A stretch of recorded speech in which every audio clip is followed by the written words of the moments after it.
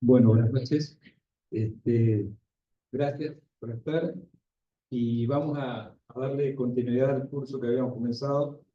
Quiero agradecerle a la mesa directiva del Colegio Médico, nosotros nos permite juntarnos con todos ustedes, con algunos que nos acompañan seguramente con el Zoom. Y como habíamos hablado en la primera charla, la idea es un poco hacer un pantallazo general, ¿no es cierto?, de lo que es calidad y seguridad del paciente, cosa que a las personas que se interesen, las personas que se sientan más comprometidas con este tema, por ahí les pueda servir como un aliciente para poder trabajar en esto, que es muy interesante, es muy lindo, y un poco es lo que nos va a acompañar por unos años, o al menos va a acompañar a ustedes más jóvenes en lo que les queda dentro de lo que es el ámbito de la salud, ¿no? Podríamos decir que va a ser una especialidad en algún momento. En algunas materias, ya en algunas facultades forma parte de la currícula médica, la materia de seguridad del paciente, en el Hospital Italiano, en la Universidad de El Salvador, en la Universidad Austral, ya forma parte de tener seguridad 1, 2, 3, 4, 5, hasta sexto año, ¿no? Y yo creo que está bien porque estamos muy expuestos, todos los que somos gente de la salud, y no hablo exclusivamente de los médicos, hablo quizá de los médicos sean los menos expuestos, más expuestos están los que están en constante contacto con el paciente, el personal de enfermería, camilleros, administrativos, aunque ustedes no crean, están muy en el tema. Entonces, habíamos programado así, la otra vez hablamos un poco de generalidades, hoy vamos a hablar concretamente de lo que son las metas internacionales del paciente, que son de seguridad del paciente, que son seis, y vamos a dejar la última charla, que va a ser a fines de noviembre, para hablar un poco de el consentimiento informado, que también forma parte de la seguridad del paciente y del médico y de los trabajadores de la salud, pero dándole un enfoque no como hacemos habitualmente desde el punto de vista jurídico y donde escuchamos a los abogados hablar de esto, sino un poco cómo lo viven los médicos y cómo lo viven los pacientes. Y nosotros somos pacientes algunas veces, ¿no es cierto? Entonces nos gustaría que realmente nos digan cómo es el consentimiento informado, no que nos pongan un papel, nos hagan firmar y no sabemos lo que estamos pidiendo. Y hay una serie, bueno, pero eso va a ser tema de la última charla. Hoy vamos a hablar de metas internacionales. Yo preparé este pequeño un anticipo simplemente. Hoy vamos a tratar de cumplir con los horarios, porque el otro día nos fuimos un poco tarde. Esto es lo que llamamos simplemente un glosario que toda la gente que trabaja en seguridad del paciente tiene que acostumbrarse a manejarlo, ¿no? Son los términos que se usan habitualmente en equipos que trabajan en seguridad del paciente. Entonces, nos encontramos con esto, por ejemplo, definir qué es un error. ¿Qué es un error? Lo vamos a repetir muchas veces, hablamos muchas veces el mes pasado de este tema. El error es la falla para completar una acción tal como fue planeada, o el uso de un plan equivocado para lograr un objetivo, ¿no es cierto? Entonces, yo planeo una acción, un acto médico, un acto de enfermería, un procedimiento quirúrgico, un acto anestésico, sin embargo, hay una falla que no me permite que salga tal cual lo había planeado. O usar un plan equivocado para lograr ese objetivo. ¿Cierto? Entonces, ojo que el error no siempre termina en un daño, en una lesión. No siempre es así.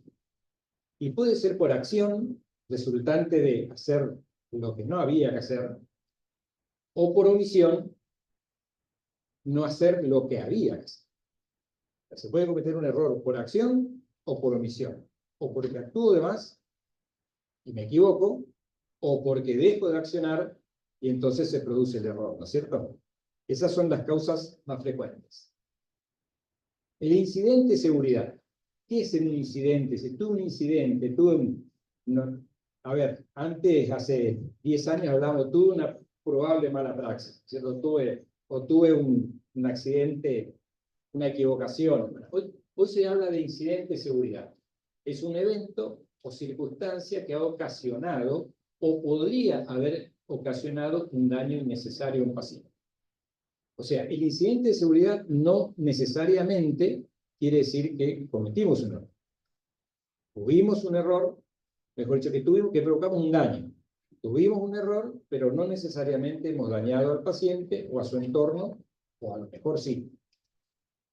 El error latente es que está siempre presente, ¿no es cierto? Que lo tenemos vigente y todos los días dormimos, vivimos con él. Son fallas en diseños, en organización, en entrenamiento o mantenimiento de los sistemas que pasan inadvertidas en condiciones habituales. ¿Y cuándo nos damos cuenta? Cuando se produce el daño. Ahí nos dimos cuenta que no hicimos la revisión, no hicimos el chequeo, no hicimos lo que tendríamos que haber hecho. Pueden o no conducir a errores operativos si se dan las condiciones necesarias. Tienen altísima potencialidad de generar un daño, a veces un daño severo, a veces un daño que es irrelevante, pero es un daño. Por ejemplo, envases iguales, productos distintos. Esto es lo más frecuente o en el acto médico y en el acto de enfermería, ¿no? Después está el casi accidente, el near miss. El casi accidente es un incidente en el proceso asistencial, pero que no alcanza al paciente. Tenemos un percance, pero no llegó al paciente. Habíamos hecho un ejemplo el otro día de que teníamos un paciente y estaba la acompañante, ¿no es cierto?, o cuidadora, que se usa muchísimo ahora, y estaba cuidando, entonces viene la enfermera con el medicamento para administrar, y en este caso el acompañante, el familiar o el propio paciente, detecta que el color del medicamento que le van a suministrar no es el habitual. Perdón, esta ampolla, el líquido siempre es amarillo y ahora me está poniendo un líquido blanquecino. Se detecta, se cometió un error, no se provoca ningún daño. Avisa al personal de enfermería, el mismo constata, revisa la indicación, detecta el error, pero no se produce un daño. O sea, no se produce un daño y sí es relativo. O sea, no le provoca un daño en el sentido de que no le provoca una injuria. Ahora, ese paciente sigue creyendo en mí, tiene la misma confianza que cuando entró, cree que está en el mejor lugar, cree que está en el lugar adecuado, cuando él tuvo que accionar para que la persona que iba a cometer un acto médico o de enfermería, un acto de salud, no lo provocara. Entonces yo creo que es una definición para masticarla un poco, porque yo creo que hay un daño, y es la pérdida de la confianza, que es un poco lo que puede alterar o no la relación médico-paciente, ¿no es cierto? Si bien, sí. En ese caso, realmente se produce un daño multidimensional. ¿Por qué? Porque el paciente después dice, o le dice a otro, che, tenés cuidado, no vaya ahí porque... Totalmente. El daño me existe. Con el agravante de lo siguiente, de que si no se produjo ningún daño y no pasó esto, no pasó nada, y el paciente salió caminando perfectamente bien y sin su vesícula como tenía que salir, 10 puntos, se lo cuenta a la esposa, al amigo, a 2 o 3 personas, porque es una obligación del médico y de la institución y de la enfermería que el procedimiento salga bien. No tiene por qué felicitarlo. Asume de que es su función, es su trabajo. Como cuando voy a sacar el carnet, no lo voy a felicitar que me dio el carnet. Me lo tiene que dar porque es su trabajo. Ahora, si le va mal, no se lo cuenta a 3 personas, cuenta 50. Con nombre y apellido del médico, de la enfermera, de la institución. Entonces, hay para conversar. Y el evento sin daño, el harmless hit, es un incidente en el proceso asistencial que sí alcanza al paciente, pero que no le provoca daño. ¿No es cierto? En el mismo caso para atrás, el acompañante del paciente detecta que el color del medicamento que le van a suministrar no es el habitual, no es el deseado. Sin embargo, se queda todavía, está mal dormida, está cansada, está pensando, está con el celular, no sé, algo pasó, no avisa al personal de enfermería, por lo tanto, enfermería Yo no tengo nada con la enfermera, es el ejemplo, claro. Puede ser el médico, puede ser se suministra el medicamento, se suministra. Pero ¿qué pasa? No causa daño. ¿Por qué? Porque en vez de cefalotina le puse cefazolina. ¿Qué puede pasar? No va a pasar gran cosa, ¿no es cierto? Entonces, no es lo correcto, pero tampoco hubo daño. Y ni se dieron cuenta. Y pasó rápido y desapercibido, y ya sabía la pieza y me voy rapidito y corrijo. Y cuenta yo, ¿no es cierto? Ahora acá empezamos ya con los problemas más serios. El evento adverso, que no es el incidente de seguridad es todo lo que genera ruido, pero no sabemos si provoca daño. Ahora, cuando hay un evento adverso, es un incidente que provoca una injuria o un daño al paciente. Obviamente es no intencional, salvo que sea intencional. Hay casos. Como hay casos. Hospital materno neonatal de Córdoba. Abril a junio en 4 meses fallecieron 13 bebés, ¿cierto? 13 neonatos, 13 sanitos en 4 meses. Y el detonante fue que en una noche fallecieron 4. Ese hospital tenía su tasa de mortalidad infantil y era de 1 bebé por mes. Y de golpe, en 4 meses se le murieron 13 bebés. Entonces, alguien dijo, no, acá pasa algo.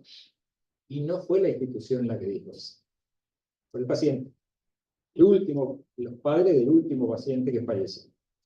Empezaron a revisar, bueno, mismo turno, misma causa, misma forma de muerte, misma persona de guardia todas las noches.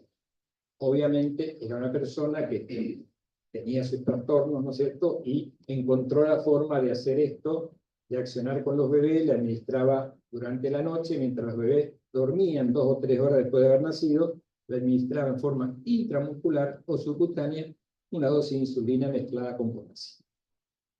Eso está en juicio, sirve para la próxima, están enjuiciadas la enfermera, todo el turno de enfermería, el director médico, el jefe de neonatología y todos los directivos del materno infantil, del materno neonatal.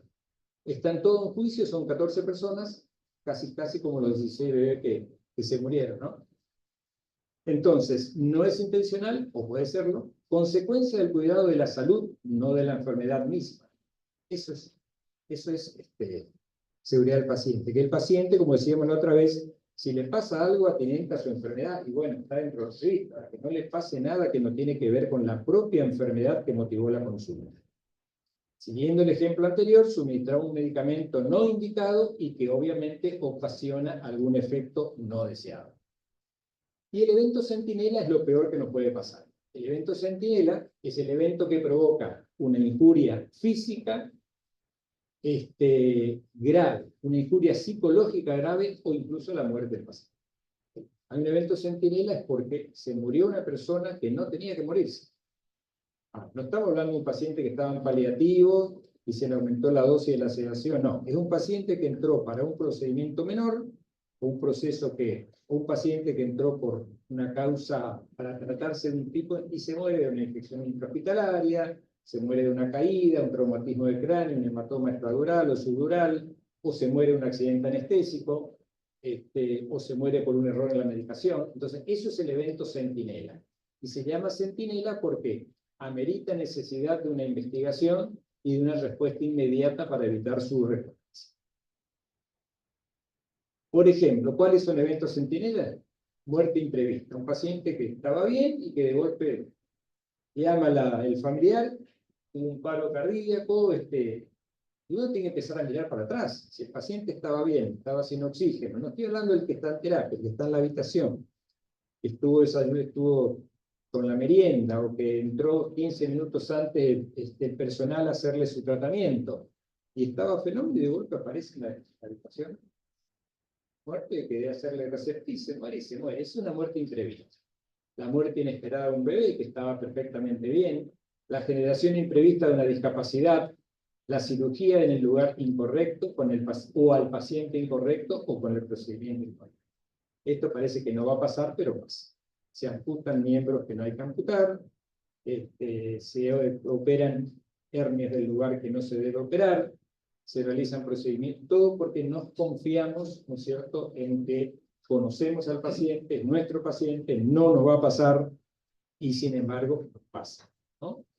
Accidentes transfusionales, gracias a Dios, cada vez menos, y esto también cada vez menos, pero ha ocurrido, no tanto el robo de bebé como hubo una época en zona centro, pero sí que hemos entregado bebé en forma equivocada. Pónganse en el lugar de una mamá, 3 nacimientos juntos, y que le den un bebé, y que se dé cuenta que no es su bebé. ¿Cómo le sacás la duda a esa mamá de que es o no es su bebé? Bueno, va a tener que terminar con un ADN, un montón de cosas. Pero es muy feo que te pase, por ejemplo, que entregue el bebé al padre y el padre diga, no, esta no es la ropa que yo le di para mi bebé. Entonces, ¿es mi bebé o no es mi bebé? Y si mi bebé le están poniendo la ropa del otro y me lo cambiaron, o sea, uno cree que no, pero pasan, ¿cierto? Pasan estas cosas.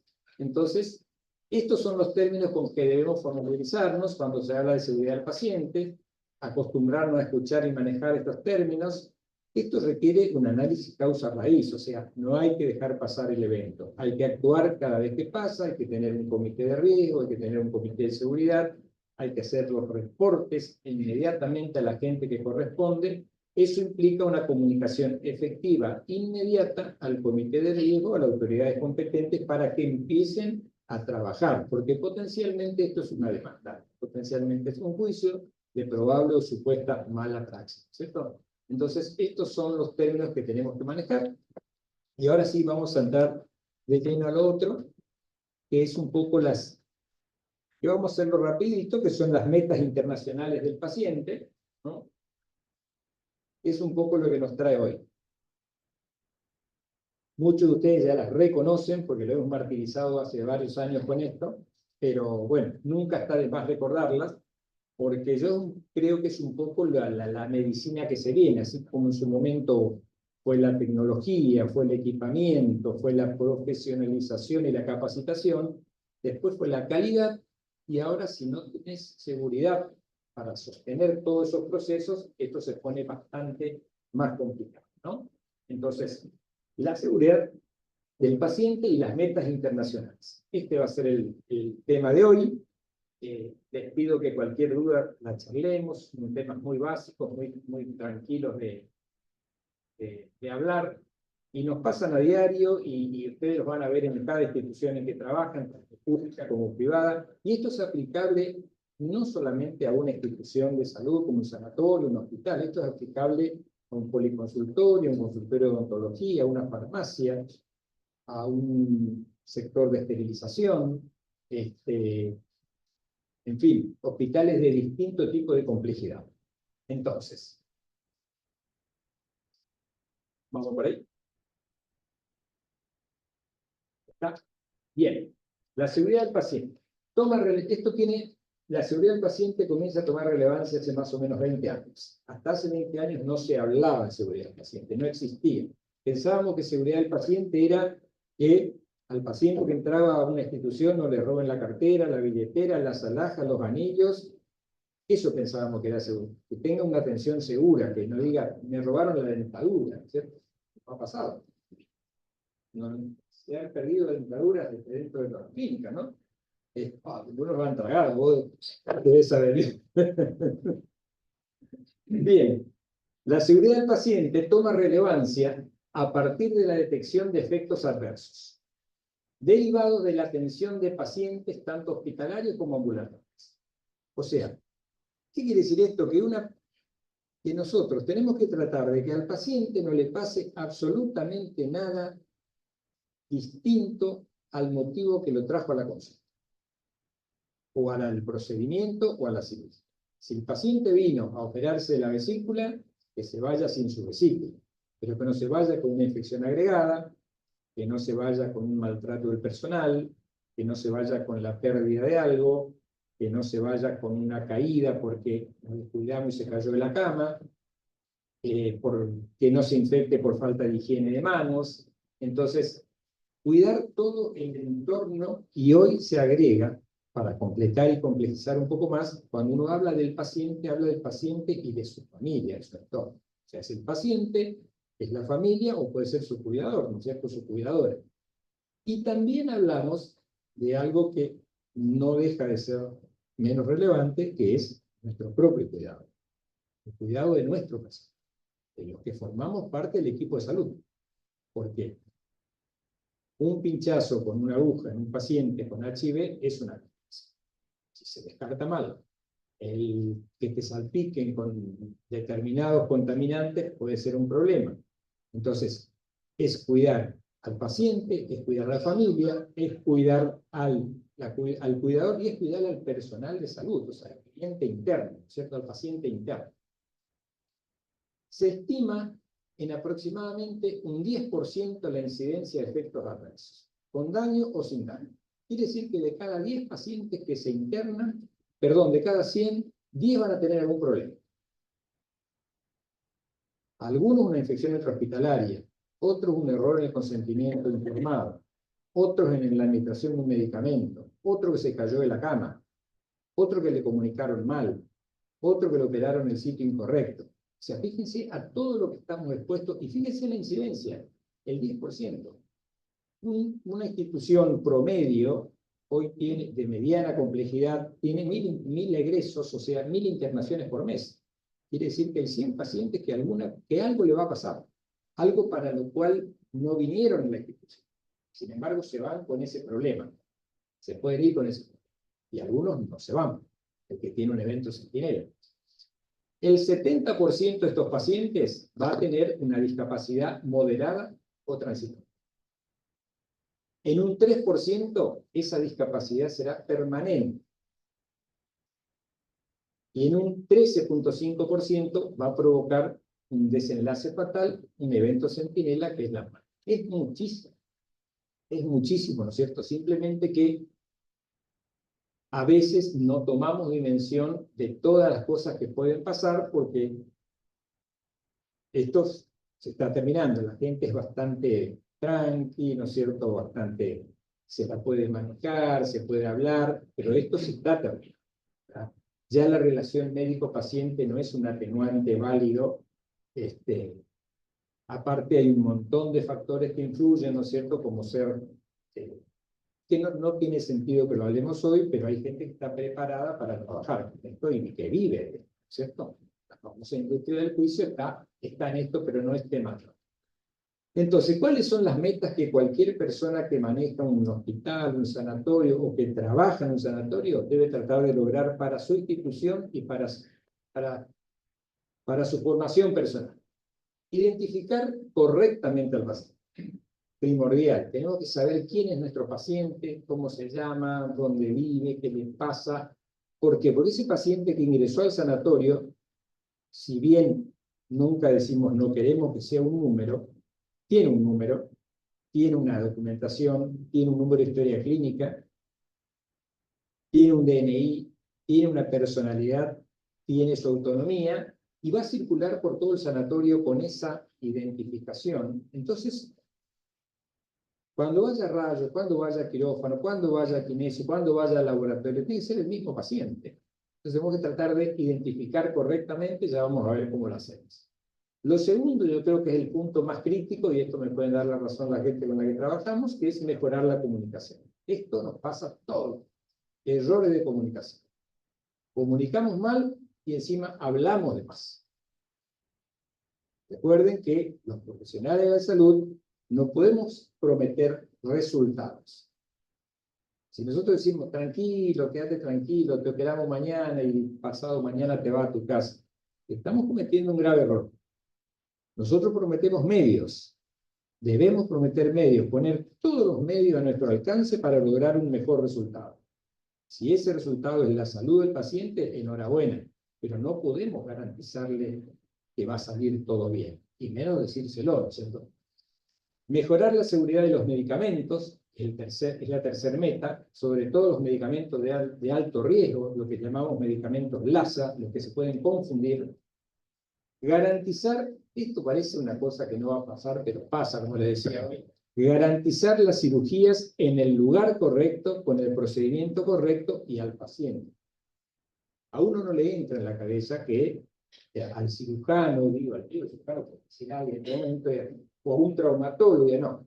Yo sé que tengo que operar la rodilla derecha, tengo que operarle del ligamento cruzado tal, y yo sé porque yo lo vi hace 60 días y en 60 días pasaron tantas cosas con el paciente y con el médico, que yo tengo que tener la certeza, un buen registro, una historia clínica, tengo que tener un buen checklist, tengo que tener, o sea, concretamente lo que tengo que hacer es marcar el sitio de virus.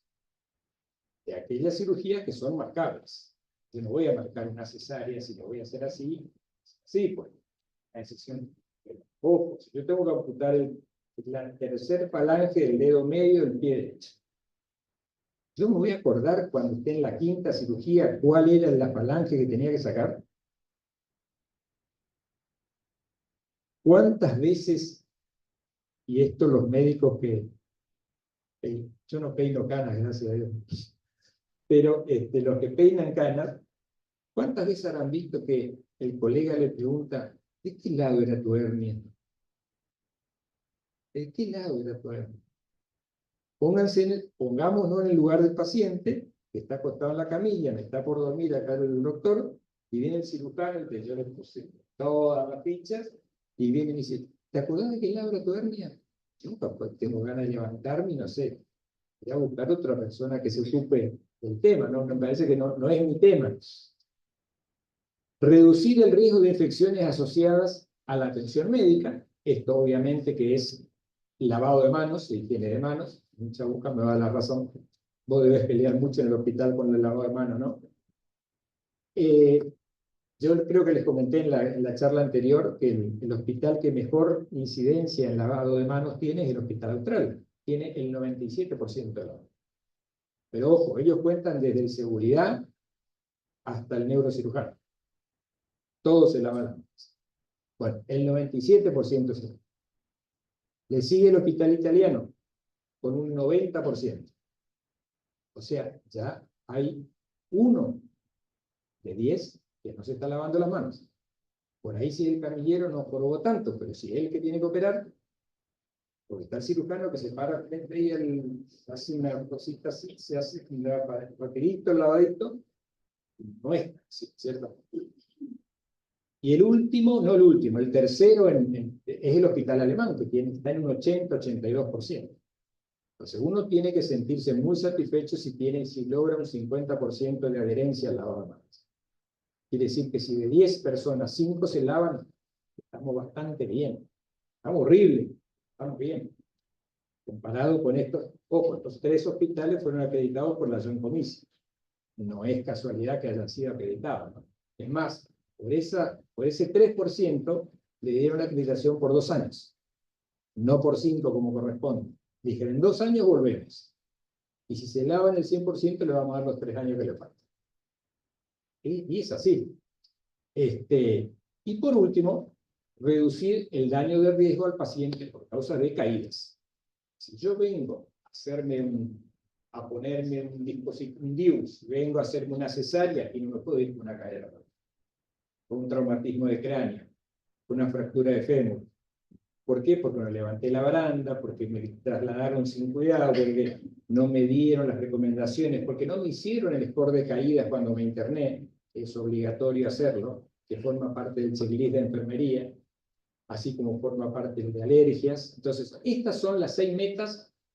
Rapidito, pues hay que trabajar, hay 13 ahora ya, pero estas son las 6 que son obligatorias para cualquier institución de salud, ¿no? Bien, entonces, si hablamos de seguridad del paciente, podemos hablar de un conjunto de estructuras, procesos y resultados. ¿Cuáles son las estructuras? No me voy a cansar de repetirlo. La estructura es lo edilicio, es el recurso humano y es el equipamiento, la tecnología. Esa es la estructura. Los procesos, ¿cuáles son? Las normas, los protocolos que escriben los directores, los jefes de servicio, esto es lo que hay que hacer, los algoritmos. Y los resultados son los que hay que medir. Yo tengo que saber cuántas personas se me caen, cuál es mi índice de infección intrahospitalaria, cuál es mi porcentaje de complicaciones, cuánta gente se va disgustada del sanatorio o del hospital, cuántos reingresos tengo por infecciones al poco tiempo. Entonces, son todas cosas que de las que se encarga la seguridad del paciente. Las experiencias, perspectivas de los pacientes y sus familiares también son instrumentos valiosos. Odiamos a los familiares a veces, pero ¿cuántas veces te ayudan a prevenir un error, a detectar un error o a comentarte que algo no está funcionando bien? Pero son las personas que más conocen al paciente, ¿no es cierto? Son muy valiosos en el aprendizaje, para los sistemas, para las organizaciones, para los prestadores de servicios de salud. Permiten determinar las necesidades, hacer una reingeniería de procesos, el monitoreo y evaluar los resultados y el nivel de desempeño. O sea que el paciente y el cuidador son evidentemente un aliado. Lo estamos mirando como aliados, ¿no es cierto? Antes molestaban, teníamos la sensación de que molestaban, que eran pesados, que eran densos, que ponían trabas, que se quejaban, que no vienen, que el médico no vino hoy, que va a venir. Bueno, hoy es un aliado que está constantemente, que está controlando, te está controlando el goteo si no tenés una bomba. Te ponen 15 gotas y están mirando a ver si son 15 gotas, o son 16 o 14, y va y le avisa enfermería, está pasando a 14, no está pasando a 15. A ese nivel estamos llegando, ¿no es cierto? Entonces, las 6 metas internacionales de seguridad del paciente se basan en 9 soluciones definidas por expertos mundiales en seguridad del paciente. Te decía que fueron publicadas en el año 2001, llevan más de 20 años, todas siguen vigentes al día de hoy. Es difícil, muy difícil cumplirlas, muy difícil cumplirlas. Ninguna ha perdido relevancia ni actualidad. Es como si lo hubieran hablado anoche o hace una semana, ¿no es cierto? Están todas vigentes. Bien, vamos a la identificación. ¿Cómo mejoramos la identificación del paciente? Comienza la admisión, ahí cuando el paciente se interna o cuando el paciente llega a la consulta. Es importante mejorar la precisión en la identificación de los pacientes para prevenir errores que involucren a un paciente equivocado. Y ahí nos pasa frecuentemente, sobre todo cuando hay habitaciones pabellones, cuando hay salas múltiples, cuando hay hospitales polivalentes, cuando hay habitaciones compartidas, cuando hay pacientes homónimos, ¿sí? González, González, Rodríguez, Rodríguez, mujer, mujer, edad parecida, patologías muy distintas. Entonces es importantísimo identificar al paciente. El personal del equipo multidisciplinario de la unidad, porque es todo un sedazo por donde pasa. El primer control es el admisionista que lo identifica, pero después, ¿quién continúa con la identificación? Si hacemos las cosas bien, pues una cosa es hablar de esto y después que se cumplan. La segunda persona responsable de la identificación es el camillero, que tiene que decir, yo estoy llevando al señor Fernández a la habitación 214. ¿Quién es el tercer eslabón de la cadena? La enfermera que lo recibe. A ver, ¿a quién me trae? ¿Al paciente Fernández? Sí, es el paciente Fernández. El médico que lo atiende después, no, pero este no es mi paciente. Es Fernández, pero no es mi paciente. Cuarto.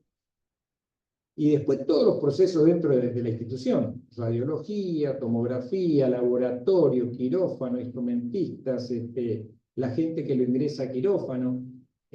En fin, hay todo, por eso decimos que es multidisciplinario, ¿no? Se debe identificar, la forma que lo hace todo el mundo es identificar al paciente antes de administrar, después que esté ingresado, antes de administrar medicamentos, sangres o hemoderivados. Antes de la extracción de sangre y otras muestras para análisis, estudios, ¿cuántas veces nos pasa que le extraemos sangre al paciente que no corresponde? Nos pasa mucho, y lo voy a decir porque nos pasa mucho con el IPS. Y se lo digo porque lo hemos hablado con él. Viene el técnico del IPS, entra Fernández, y digo, Fernández, bueno, saca el brazo, se lleva las... Y la otra que está en ayuna, esperando que le saquen la sangre, no le sacaron. Y entonces ahí empieza toda una cadena, ¿no es cierto? No, pero no, se perdió la sangre, se coaguló, no llegó a tiempo. ¿Cómo termina? Con una doble extracción de sangre, ¿no es cierto?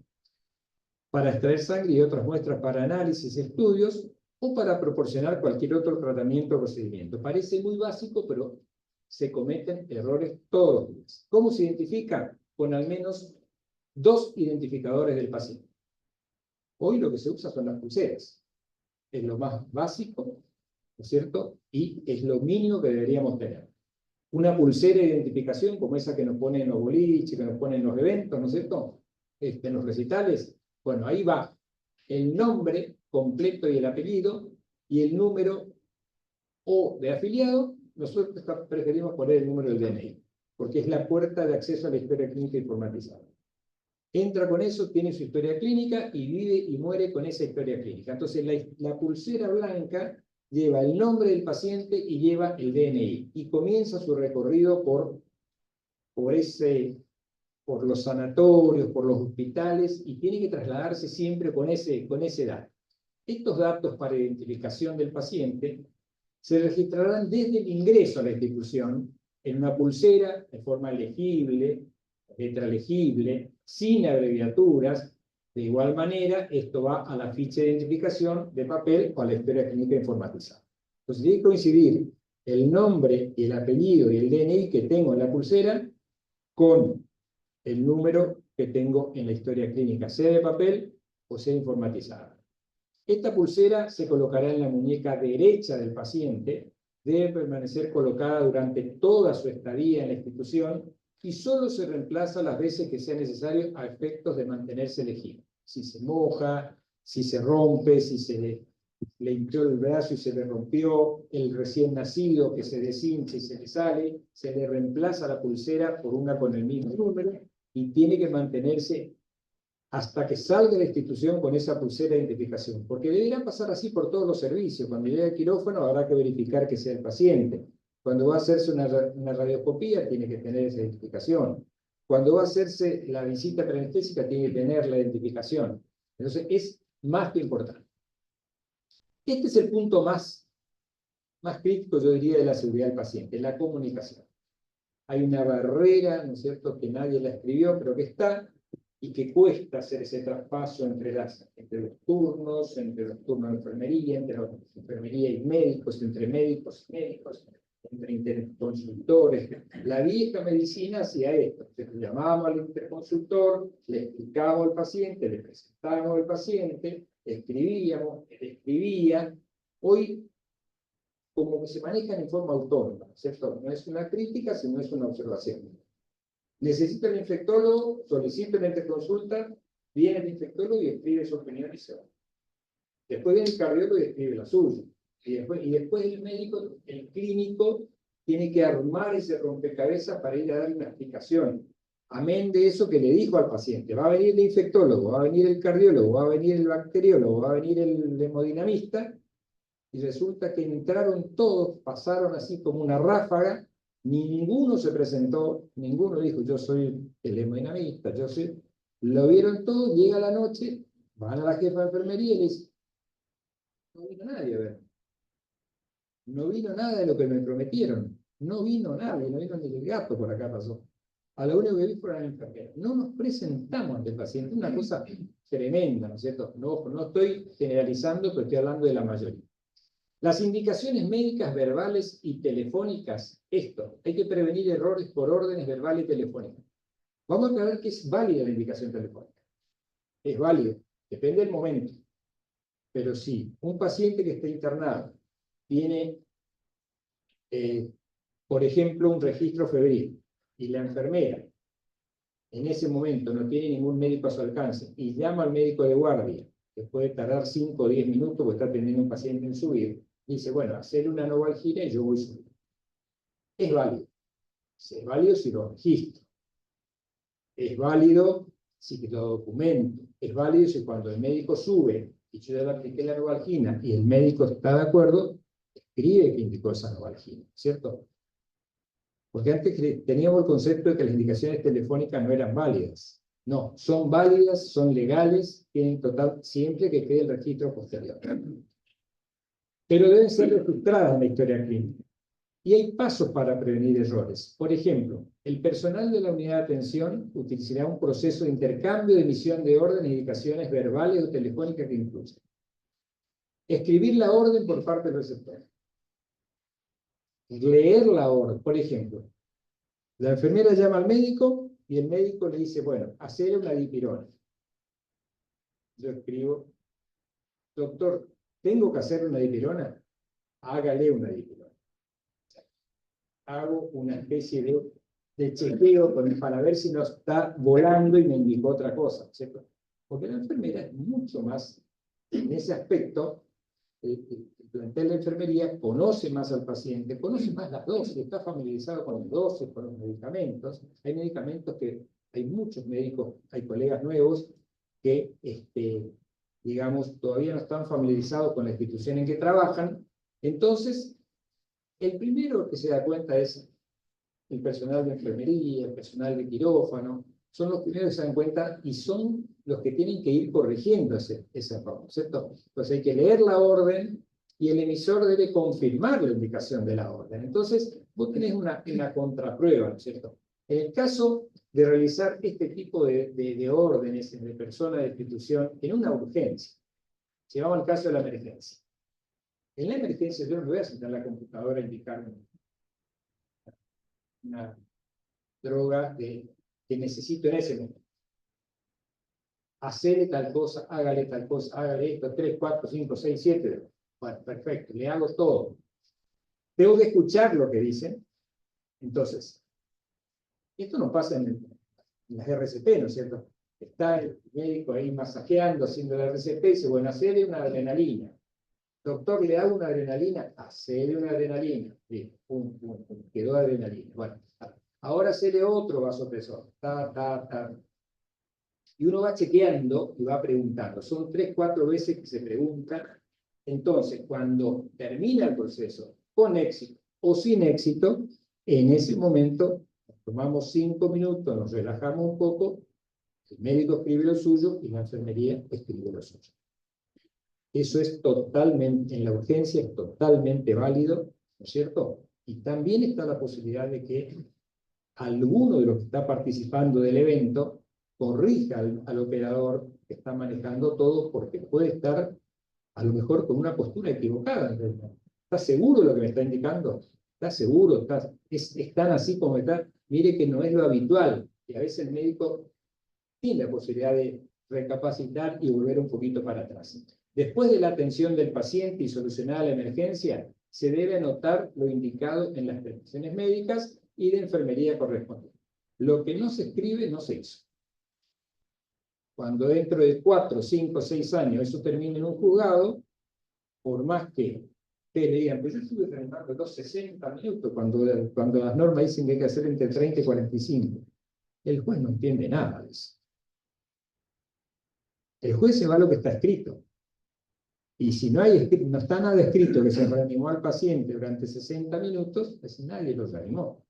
Nadie le hizo las drogas que correspondían. Se fueron todos y se dieron cuenta que el paciente estaba muerto 4 horas después. Mejorar la seguridad de los medicamentos de alto riesgo. ¿Cuál es el objetivo de esto? Sobre todo prevenir errores con algunos medicamentos. Electrolitos concentrados. Estos electrolitos deben manejarse como sustancias controladas, resguardadas, etiquetadas y clasificadas para su fácil identificación, con medidas de seguridad en su almacenamiento. Yo le decía el otro día que con este tema que tenemos ahora, ¿no es cierto?, de la importación, que todavía no está solucionado, la mayoría de las ampollas son parecidas. O vienen todas marrones o todas vienen incoloras, todas blancas. Entonces tenés la adrenalina, la nora, la buscapina, tenés la vasofortina, son todas igualitas. Cambia la letra, pero el color, antes uno se manejaba con el color del frasco, el color de la droga. Yo le decía el otro día a un anestesiólogo que subió y me dice, discúlpeme doctor, pero yo esta droga no se la voy a hacer al paciente. No se la voy a hacer. En teoría era remifentanilo, pero estaba todo escrito en chino. Nosotros lo compramos como remifentanilo, vino, asado, remifentanilo. Pero vos mirabas y parecía una salsa de sushi, no se entendía nada. Y el anestesista sí decía, yo no puedo hacerle, pues yo no sé qué le estoy haciendo. Sí, doctor. Sí, nosotros estamos en un quirófano, tener una lupa. También, ¿Por ¿sí? qué? Por las letritas. Las letritas. Claro. Y si estamos muy chicatos, Sí. peor, pues entonces Sí. una lupa y mirar. Yo siempre le digo a la gente que trabaja conmigo, porque hay médicos, bueno, es así, que no les gusta lo que vos estabas diciendo hace un momento, es muy importante. El circulante, el enfermero, diga, doctor, ¿usted está seguro? ¿Le hacemos esto? Exacto. Y él conoce. Es el freno. Pero no le gusta eso. Al contrario, yo por ejemplo le digo a la gente que trabaja conmigo, ustedes me repiten 500 veces, no sí, yo así voy a confiar. Eso es primordial, Sí, porque sí, sí. lo confío en mí mismo. Por eso miro varias veces. Como decimos, Porque no ponemos. ¿qué ha pasado? Seguro, seguro que sí. Entonces, para su etiquetado, cada electrolito vía los frascos deberá ser marcado con diferentes colores. Hay indicadores y los contenedores también deben ser etiquetados con el nombre y color asignado y resaltado. Alto riesgo, hay muchas modalidades, pero lo importante es que uno sepa diferenciar. Y ahora estamos en una época complicada, porque yo ahora les voy a mostrar unas ampollas y, bueno, uno llega a un momento que ya no ve bien, la letra es chica, como dice el doctor, son todos parecidos y podemos hacer cualquiera. Estamos haciendo drogas peligrosas, ¿no? Fíjense, esto es algo, no se va a leer bien de ahí, pero más o menos le digo. Estas son las drogas de alto riesgo, ¿no es cierto? Después la de monitoreo continuo, o sea, va bajando en prioridades. Entonces, estos son los colores con que se etiquetan. ¿Cuántas veces nos encontramos con esto? No habría un carro de paro de reanimación y se encontraba con eso. Y empezábamos a buscar el azul, no es el Viagra, no. A ver, ¿qué sería, no es cierto? Porque hay de todo. Fíjense esto. Entonces, acá, por ejemplo, yo les muestro esto. Miren estas dos ampollas. Una es furo y otra es morfina. Hay diferencias entre administrar una y otra, ¿no? Uno va a orinar mucho y otro va a tener serios problemas. Esta es metoclopramida y dexametasona. Y esto es ketorolac y dipirona, que si bien no es un gran problema, pero si es alérgico al ketorolac, vamos a tener serios problemas. Hay una parecida a esa, sí. Recita de la sucedicolina, en Bien. las pollas. Bien. Vos me das una dipirona, das una sucedicolina. Ha pasado. Yo les traje, sí, a modo de ejemplo, algunas que me dio la gente de farmacia, ¿no? Fíjense estas dos. No tenía que leer como dice el doctor. Clindamicina y cefalomicina. Clinda, cefalomicina. Bueno, son por lo menos son antibióticos, ¿no? Después, tenés, por ejemplo, acá hay otra asociación, metoclopramida, y esta ni siquiera la puedo leer, en purón. Hay diferencia, ¿no? Esta es, fíjense un poquito, ranitidina y onda centro. Bueno, damos más o menos. La diferencia es que esta vale 10.000 y esta vale 40.000. Y ahí tenemos problema con la auditoría. Que me cuestiona por qué la ranitidina y por qué la... Acá hay otra que encontré, de la gente de farmacia, Nora y ranitidina. Nora y ranitidina.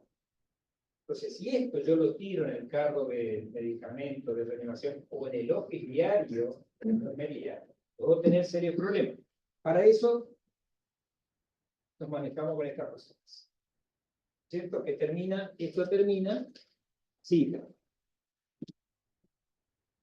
Yo no leo esto, esto es la adrenalina, está chequeado, es como para verlo, incluso lo que se planteó. Para los más viejitos lo podemos ver tranquilamente. Entonces, es una manera de tener más o menos seleccionado, porque si esto uno lo mete en la urgencia, en un carro de animación, si bien no son medicamentos de urgencia, pero se pueden confundir, ¿no es cierto? Después está el otro sistema, que también hay que usarlo a veces. A ver, acá hay otro, para divertirme un poquito. Dipirona, este que decía, dipirona y ketorolac. Y cuando son acá, por ejemplo, tienen el altacurio, que tiene lo suyo, ¿no es cierto? Especistas, sobre todo anestesiólogos, conocen bien el tema del altacurio. Medio parecido a diclofenac, una ampolla de diclofenac, exacto, así, casi de ese color. Y cuando van así con este método, es porque van a la cadena de frío. Entonces, la cadena de frío lo que hace es despega las etiquetas y se vuelven a perder. Entonces, algunas que metemos en cadena de frío, fenilefrina u otras, las ponemos con estos envases. Entonces, bueno, si bien están identificadas, igual como son drogas de alto riesgo, esta, por ejemplo, bueno, bupivacaína. Acá dice bupivacaína, pero ahí la heladera también la vamos a tener resguardada. Y así tenemos un montón de drogas que se pueden prestar a confusión. Entonces, identificar las drogas no es un problema menor, ¿no es cierto? Es un tema que uno tiene que... imagínense en una emergencia. En el quirófano, en la sala de parto, lo que hacen parto. ¿Qué diferencia hay en el vial de conaquión, o sea, vitamina K, con vasoportina? Prácticamente son idénticos. Si yo le hago vasoportina al bebé, si le hago la vitamina K a la madre, le ayudo. Honestamente le hago un daño muy serio al bebé. Y pasa, ¿cierto? Entonces, los medicamentos de alto riesgo, cuando estén indicados estos medicamentos, se verificará que se trate de él. Aparte de todo esto que yo les mostré que hay que hacerlo, que la gente de farmacia lo hace, que enfermería tiene que mirar en el office, en el carro de paro, que tiene que revisar constantemente, no hablemos de las drogas vencidas, ¿no es cierto? Que es otro tema. Hay que ver que sea el paciente correcto, o sea, que tenga los dos identificadores, que sea el fármaco correcto. Fíjense todo lo que tiene que hacer el personal que va a administrar una droga. No estoy hablando de una droga, una infusión quimioterápica ni oncológica, estoy hablando de una dipirona. Tiene que verificar que sea el paciente, que sea el fármaco correcto, la vía correcta, la dosis correcta, el horario correcto. Obviamente que si tengo bombas voy a usarlas cuando son soluciones concentradas, y también algo que habitualmente no hacemos es quedarme, sobre todo cuando es la primera vez, 5 minutos al lado del paciente para ver si no hay algún efecto indeseable. Cosa que no hacemos, administramos rápido y nos vamos a atender a la paciente. Y después el paciente se desvanece, se desmaya y nosotros no nos enteramos. Entonces, esto es lo que si queremos hacer buena medicina, si queremos disminuir el riesgo y queremos tener menos efectos adversos, deberíamos hacer mínimamente este protocolo. Bien, esto yo le decía, uno dice no va a pasar, pero pasa. Garantizar la cirugía en el lugar correcto, con el procedimiento correcto y el paciente correcto. La cirugía en el lugar incorrecto, la cirugía en el lugar incorrecto, con el procedimiento incorrecto y o al paciente equivocado, son problemas que se deben eliminar. ¿Y son resultado de qué? De una comunicación deficiente o inadecuada entre los miembros del equipo quirúrgico. El cirujano se confía. El cirujano se confía que conoce a su paciente, que lo conoce de años, que lo vio hace 7 días en el consultorio, pero no ha pasado, por ejemplo, que registren la historia clínica que le van a operar la rodilla derecha. Escuchen, van a operar la derecha, cuando hacen la historia clínica ponen la izquierda. Pasa. Cuando va a quirófano, ¿qué va a hacer el agente quirófano? Va a preparar la rodilla izquierda. El paciente está confiado, no me van a operar la otra rodilla. Una vez que se durmió el paciente, se terminó el tema. Van a operar la otra rodilla. Así como sacaron el otro día una pierna de un lado equivocado en provincia de Buenos Aires, pasa. Y pasó en un hospital muy, muy prestigioso, ¿no? La falta de participación del paciente. Es importante que si el cirujano va a la habitación a marcar el miembro, lo que tiene que operar, es importante que el paciente colabore también, que le diga cuál es el lado que se tiene que operar. Ausencia de procedimiento de verificación del sitio de la operación, el exceso de confianza del operador y la falla en el checklist quirúrgico. El checklist quirúrgico, como siempre decimos, es como la cabina del avión, ¿no es cierto? Ojalá se pudiera hacer como marcan las normas. Estamos un poco lejos todavía del verdadero checklist. Estamos intentando, se está haciendo. Somos un poco reticentes a hacer estas cosas, pero bueno, hay que buscar la forma de tratar de hacerlo, ¿no? ¿Qué más contribuye al error? La evaluación inadecuada del paciente. Una evaluación inadecuada de la historia clínica. Problemas relacionados con abreviaturas y letras ilegibles. Si de la farmacia te devuelven las recetas, porque no entienden, y cuando vuelve, el médico no sabe lo que escribió. Entonces, es un problema serio. Obviamente, ojalá se solucione con la receta electrónica que en algún momento va a salir, pero a veces ni el mismo profesional sabe lo que es. Lo hace tan rápido que después cuando tiene que aclararle al paciente no se acuerda. Digo, entonces, ¿pero a dónde estoy yendo? Falta de comunicación abierta entre los miembros del equipo quirúrgico. Eso hay que tratar de trabajarlo. Eso trabaja todo en equipo, lleva mucho tiempo, lleva muchos años, lleva formación y hacerse respetar, no por la autoridad que uno impone desde el punto de vista de sanciones, sino simplemente demostrando con el aprendizaje y enseñando al que menos sabe que lo puede lograr. ¿No? Es la única manera de hacer las cosas. Esto es, yo les voy a dar, pero más o menos lo que les quiero mostrar es esto. Vale, vos que sos guapita. Este es el checklist que nosotros, esto es el checklist de la ONU, ¿cierto? El que se recomienda. Nosotros estamos usando uno que lo hemos adaptado al sanatorio, que es este que le voy a mostrar, y que más o menos esto debería funcionar a la perfección. Debería. Cuando un paciente llega al quirófano, se supone que ya pasó por varias instancias. Pasó por el médico que decidió el acto quirúrgico y que le pidió el estudio prequirúrgico. Pasó por la visita anestésica. Pasó por el laboratorio. Pasó por el cardiólogo. En todos los lugares debió ser chequeado. ¿No es cierto? Se internó. Lo ingresó el admisionista. Tuvo que verificar su identidad y tuvo que verificar también qué procedimiento se iba a hacer. De ahí pasó por el seguridad, de ahí pasó por el camillero, de ahí pasó por enfermería, de ahí pasó por el médico que fue a verlo a la habitación. De ahí sube a quirófano, pasa por el filtro de quirófano. Quirófano, por ejemplo, tiene orden de no largar una cirugía si no tiene un consentimiento firmado, como corresponde. Obviamente, salvo que sea una emergencia. Pero pasa, ¿no es cierto? Porque nos confiamos que ya lo hicimos.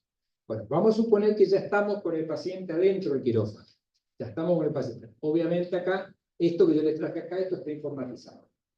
¿Cierto? Informatizado. Entonces, la historia clínica dice algo más o menos así, que yo me voy acá que veo. El checklist quirúrgico tiene 3 pasos.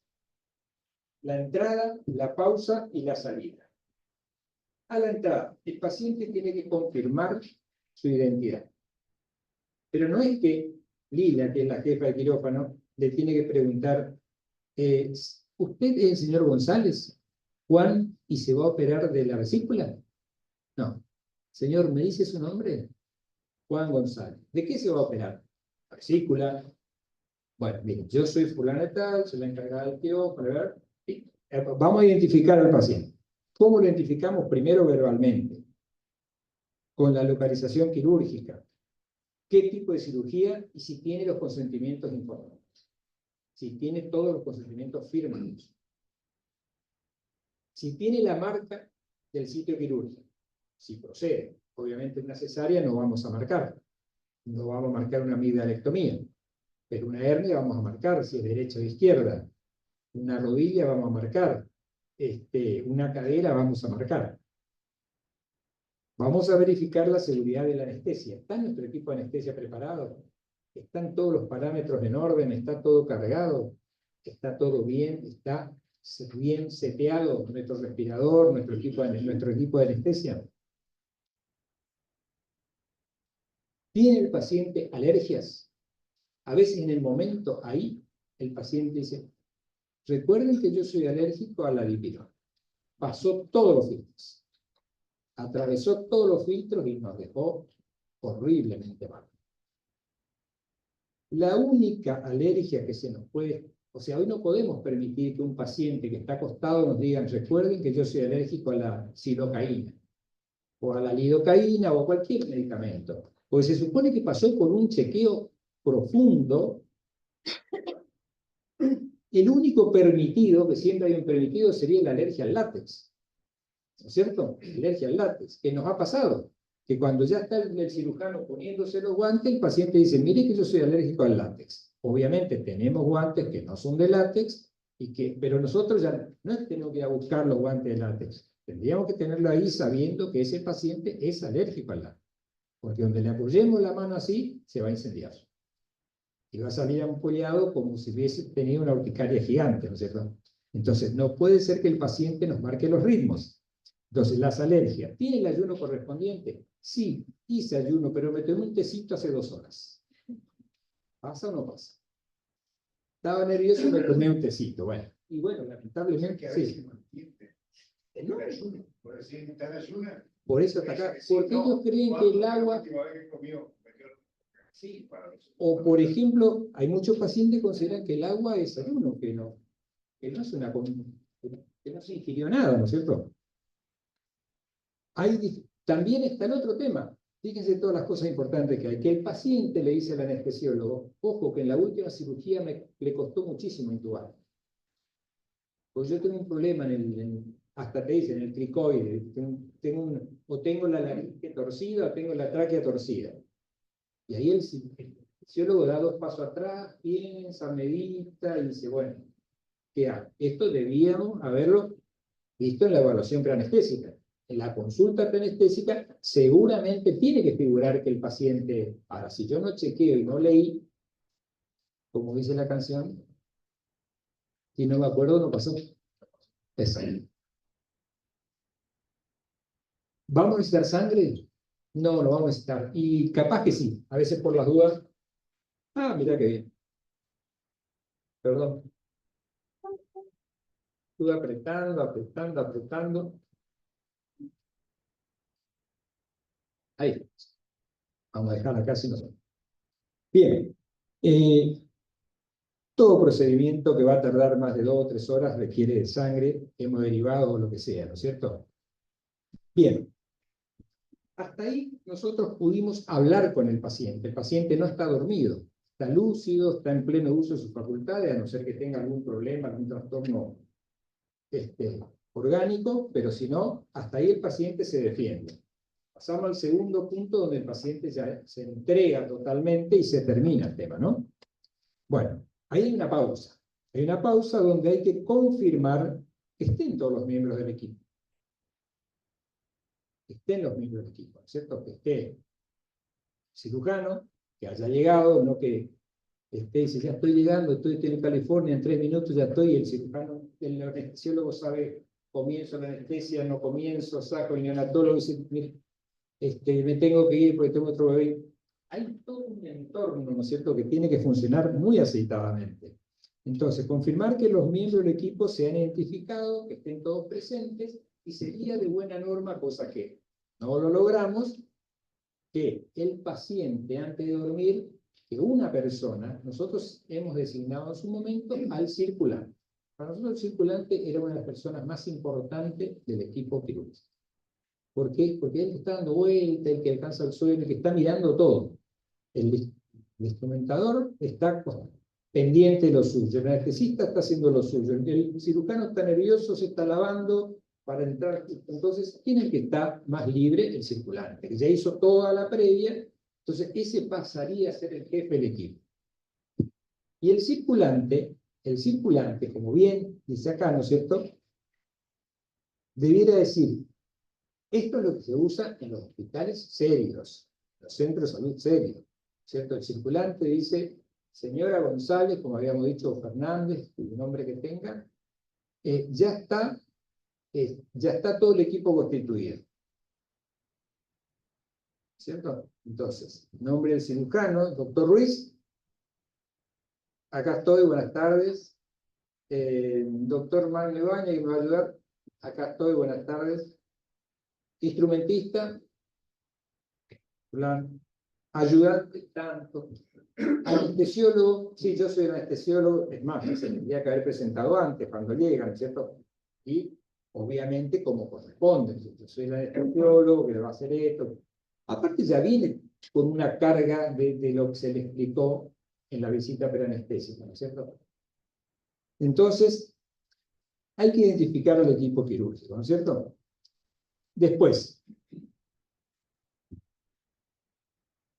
hay que anticiparse. El cirujano debiera hacer rápidamente un proceso de decir, bueno, estos son los pasos que tengo que hacer.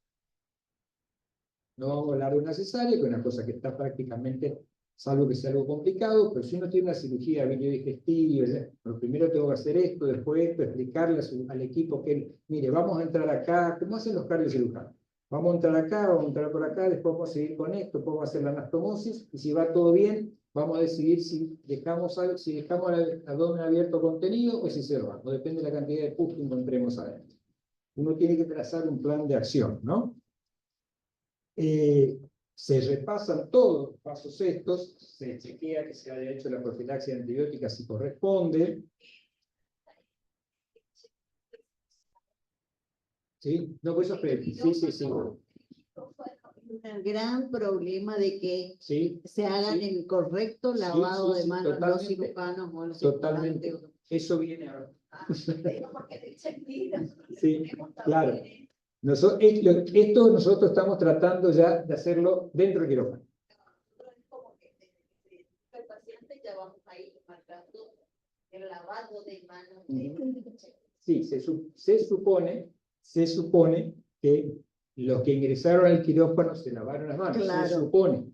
Porque... Nosotros hicimos un análisis y veíamos que el grave error estaba en ese proceso. Así que bueno, tuvimos que hacer dentro del checklist de quirófano poner puntualmente y verificar yo te digo, eso. hay hospitales que han puesto en los lavados de manos, han puesto cámaras.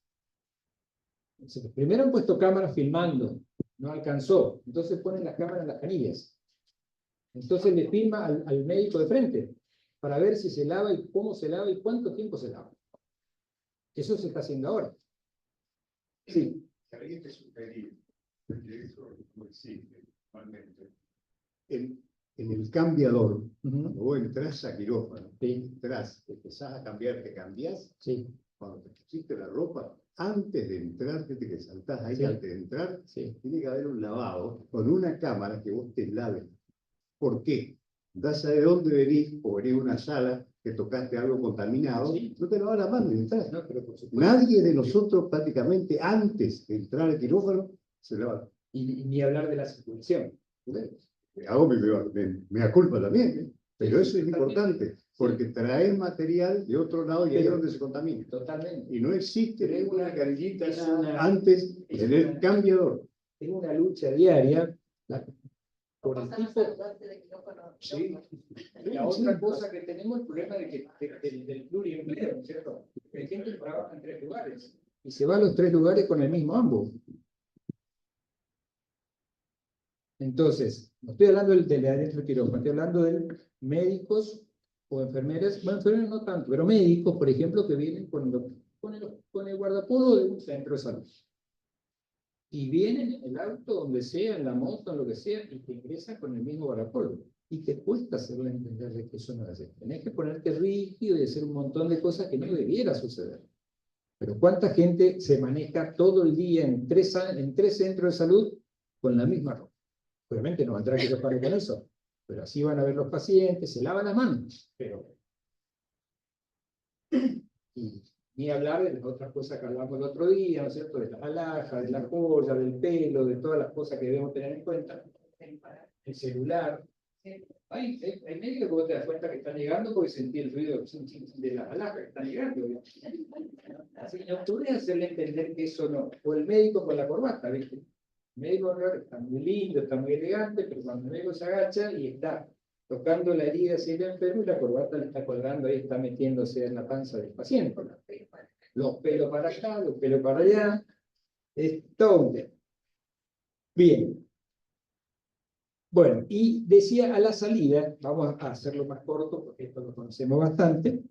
Una vez que terminó la cirugía, bueno, se pasa a la sala de recuperación, hay que esperar que se recupere bien, no mandarlo. Hay que definir a dónde va el paciente, si va a terapia intensiva, si va a coronaria, si va a la sala, si va a la sala común, o si se queda 2 horas en recuperación, ¿no es cierto? El contagio de las gasas, no se olviden de las gasas, la identificación de las muestras biológicas, que no se pierdan, las biopsias sobre todo, cuando no son por congelación, Y por último, lo que más cuesta es que confeccionen la historia, que cierren la historia clínica, que hagan el protocolo en tiempo y forma. No, me voy y voy a coser. No, las historias clínicas informatizadas hoy se encriptan.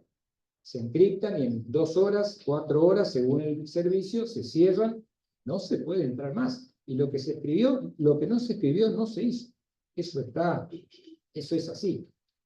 Bien, esto es lo que te decía Chabuca, así, reducir el riesgo de infecciones, esto es lavado de manos, no hay otra forma, ¿cierto? Podemos usar los mejores, pero si no nos tomamos el tiempo, no hacemos un mejor antiséptico, no va a haber caso. Entonces, reducir el riesgo de infecciones asociadas con la atención médica a través de un programa efectivo de lavado de manos. El equipo multidisciplinario de salud, y esto hay que hacerlo todos los días, debe difundir la técnica sectorial de lavado de manos bajo indicaciones de los 5 momentos que todos conocemos. Y acá es importante el Comité de Vigilancia Epidemiológica, ¿no es cierto? La enfermera de control de infecciones, el Comité de Infecciones, que se debe reunir periódicamente para conocer nuestra flora, para conocer nuestro índice de infección, para evitar el sobreuso y abuso de antibióticos. Bien, el personal debe capacitar a la totalidad de la institución sobre la técnica correcta y los momentos correctos. Yo necesito que se laven las manos todos, el enfermero, el médico, el camillero, el de seguridad, todos. El personal exhibirá recordatorios que promuevan higiene de mano. El personal responsable de la atención de los pacientes informará a los mismos, a sus familiares. También tiene que lavarse las manos los familiares. También tiene que lavarse las manos los cuidadores. Si esto no pasa, la infección va a aparecer. Estos son los momentos que todos conocemos, ¿no es cierto? No hace falta que los repita, pero bueno, palma con palma, palma sobre palma, dorso sobre palma, entre dedos, pulgares, muñeca, uñas, y último lavado, 30 segundos es lo que, no sé si con la filomena o sin la filomena, pero hay que lavarse 30 segundos por lo menos, para que esto funcione. Acá están los momentos del lavado de manos. Siempre fue nuestra costumbre ir a tocar al paciente y después lavarnos las manos para no enfermarnos nosotros. Y creo que la cosa es al revés. Lavémonos las manos, no llevemos enfermedad al paciente y tampoco traigamos. O sea, lavémonos cuando entramos y cuando salimos.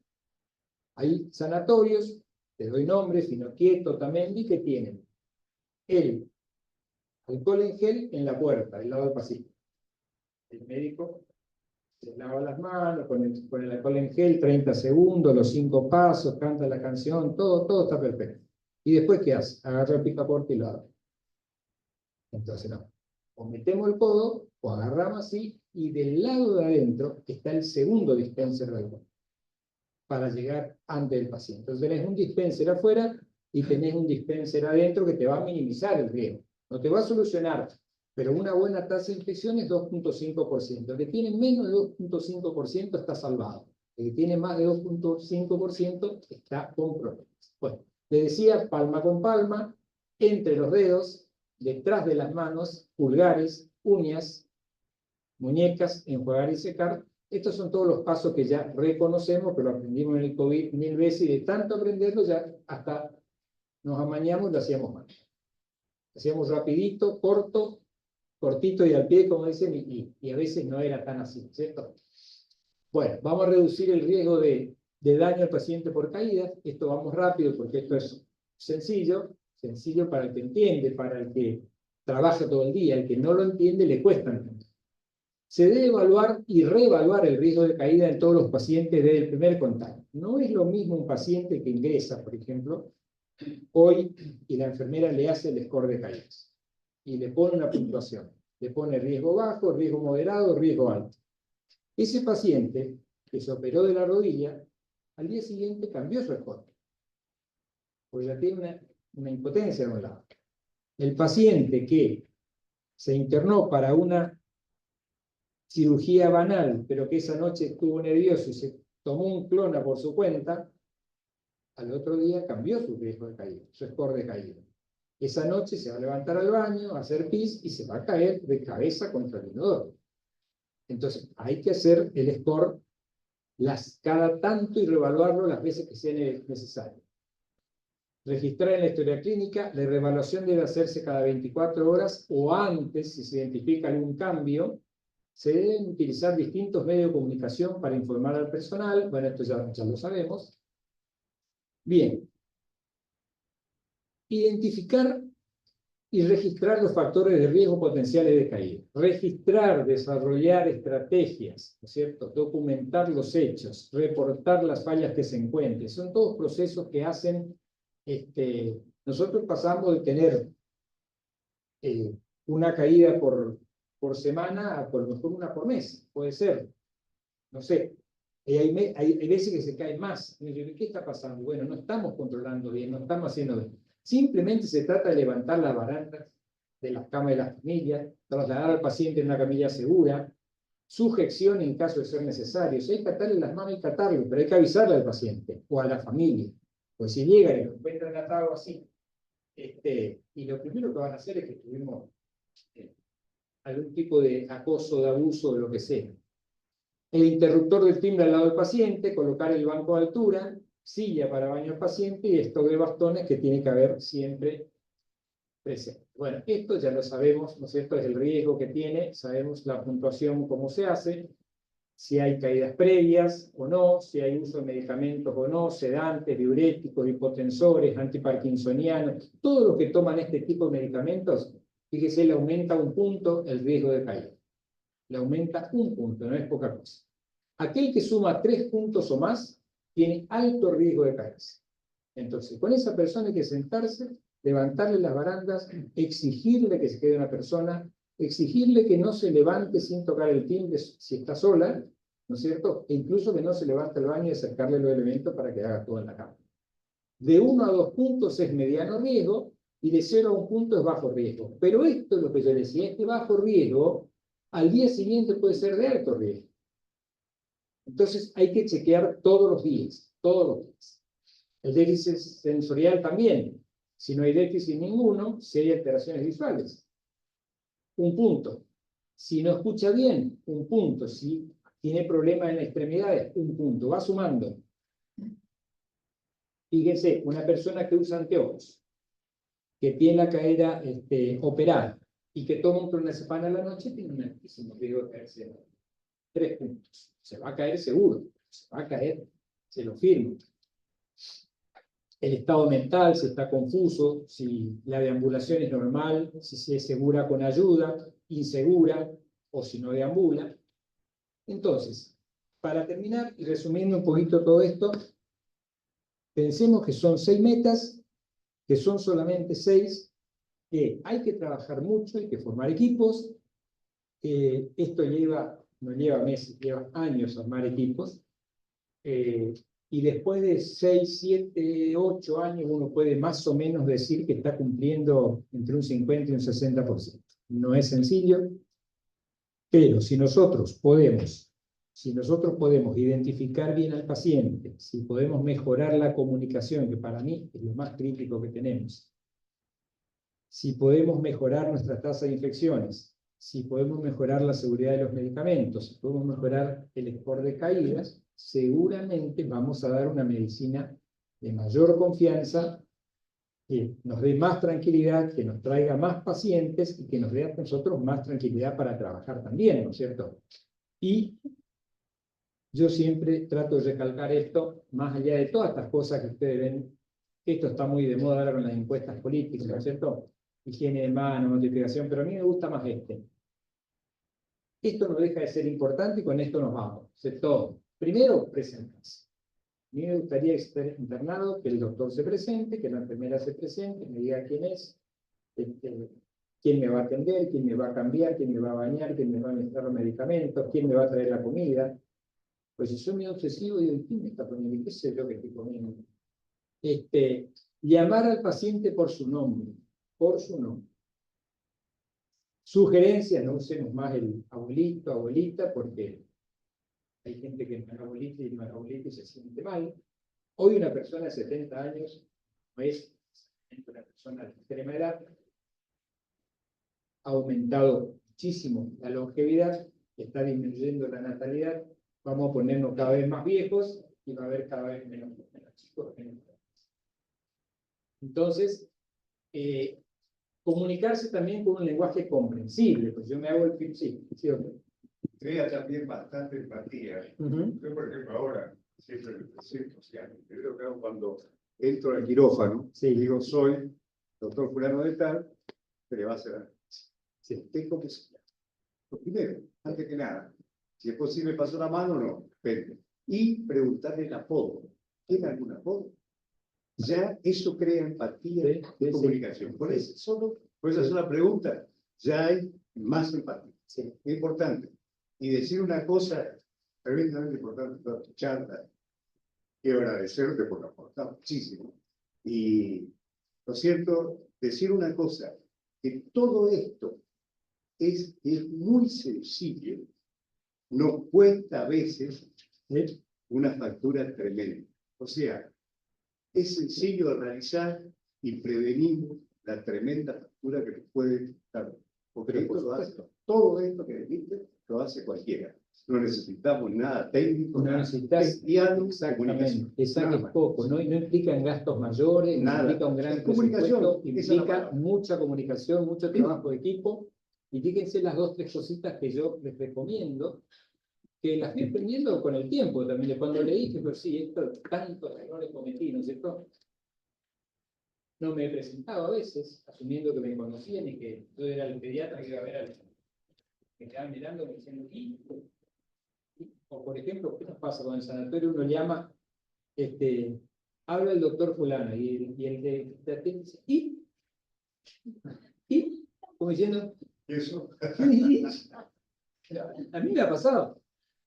Bueno, llamar al paciente es lo que decías vos, llamarlo al paciente, mirarle a la cara, ser empático, un lenguaje comprensible, desechar el uso de, ahí viene el cama, no tenemos 400 camas, pero ahí viene la 214.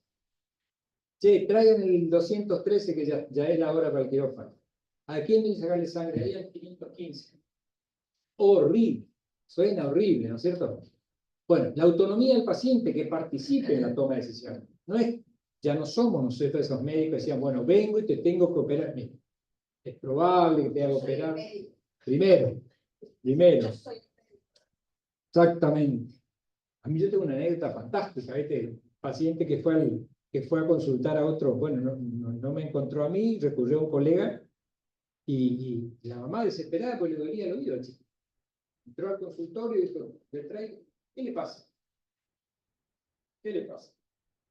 Le doy el oído. Ah, bueno. Fotosporín, no sé, ya ni me acuerdo. Pero doctor, ¿no le va a revisar? 7 años. 7 años me costó esta chaquetita. Yo sé lo que es. Está. Bueno, de la consultora tuve que revisar el oído. No me acuerdo si tenía algo o no, pero bueno. Sonreír es un gran invento cuando se puede. Si la situación no da, no nos vamos a reír. Cercanía y contacto físico, lo que vos decías, dar la mano. ¿Sabes lo interesante, lo importante que es para un paciente que el médico le dé la mano, por ahí, hasta donde pueda, ¿no? Tampoco hay cosas que ya no tenemos que hacer. Ya no podemos, mamita, andar a traer el biombito, sacarte la ropita y venir a acostarte en la camillita, porque si no te pegó un garrotazo el marido, ahí se va la comisaría de hacer. Sí funciona ahora. Respetar la dignidad de la persona, las creencias, no sé, vamos a respetar sus creencias y es utilizar palabras mágicas. Dios, hola, perdón, disculpe, muchas gracias. Y respetar la intimidad. O sea, en realidad, diferenciarse. Poniendo ese pequeño margen de humanidad, un concepto de calidad, de calidez. Ese último punto, respetar la intimidad, también para nosotros, es muy importante porque hay mucha gente tímida que quiere estar donde vive frente a personas desconocidas. Entonces, aunque sea de más, por ahí a veces se le ve algo, venir, por favor, sé que a los 2 minutos va a estar desnuda, pero el paciente valora eso. Te tapo o tenés frío, A ver, o sea, eso es fundamental, y no lo hacemos. Yo hago otra vez la culpa, uno lo aprende con el paso del tiempo. Sí, por supuesto. Lo aprendemos tarde. Aprendemos tarde. A lo que voy, para redondear esto, es lo siguiente. Son cosas que parecen muy distantes, muy lejanas, que llevan tiempo, que se pueden conseguir, que no se ve, que uno va viendo en el día a día y que las mejoras se ven. Se ven, la gente reconoce eso, la gente le gusta participar, le gusta tomar opinión, no le gusta que le digan firme esto, que yo le voy a poner acá en el sentimiento, que no se entiende nada. No hacemos las cosas como tenemos que hacer. Si uno sigue la ley, tiene que agarrar con eso, hablar el mes que viene, pero no sirve que yo le diga fírmeme esto, pero tengo que leerle el consentimiento, tengo que dárselo después para que se quede en casa, tengo que darle el tiempo necesario, tengo que dárselo 48 horas antes, tengo que responder todas las preguntas que me haga sobre las inquietudes que tenga, tipo anestesia, tipo de cirugía, corte, si voy a salir con sondas, sin sondas, hay que informar. Lamentablemente, los tiempos hoy de los médicos están cortos, entonces le dedicamos poco tiempo al paciente. La enfermería también tiene lo suyo, a veces tienen infinidad de pacientes para atender, pero en definitiva lo que yo les quiero transmitir, porque el mes que viene vamos a hablar de consentimiento informado, es para redondear esto, que esto le da calidad de servicio, le da seguridad, o mejora la seguridad. Se debe involucrar a todo el equipo de salud, darle la importancia que se merece, como yo le digo, desde el camillero hasta el mejor cardiocirujano, ¿cierto? Ese que antes terminaba de arriba, así, no es así, ya me estamos todos empatados, somos todos. Entonces, escuchar a todos, y esto no cuesta mucho dinero, genera así cierto, y algo que no me quiero olvidar, y que nosotros sí lo estamos logrando, que es el reporte. Reporte voluntario y no punitivo. ¿Qué quiere decir eso? Si la enfermera detecta un error, un evento adverso, un incidente de seguridad, lo que sea, simplemente tiene que... Hay forma de comunicarse, hay un chat interno, dice, la señora Luján Fernández de la habitación 215 hoy no fue visitada por su médico. El reporte es anónimo, va a un lugar donde ese lugar se encarga de hablar con el médico, de decir, ¿qué pasó? Se la goma, ¿por qué? Se me dormí, pero si no hay reporte, no hay forma. Paciente que regresa es un problema. Paciente que se va disconforme es un problema. Paciente que dice no me atendieron bien es potencialmente un problema. Paciente que no le atendemos bien y no le servimos bien la comida es un problema. Le sacamos un tumor así de la cabeza, se va caminando, pero se acuerda del arroz frío que comió 7 días. Mismo menú durante 7 días. Todo hace la calidad y la seguridad. No cuesta mucho dinero, simplemente es cuestión de formar grupo, formar equipo, buscar gente que esté compenetrada. Y con esto nos vamos y nos vemos si Dios quiere el mes que viene. Gracias.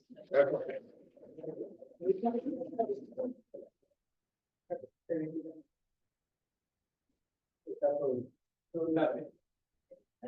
bien? Bueno, gracias. Muchas gracias.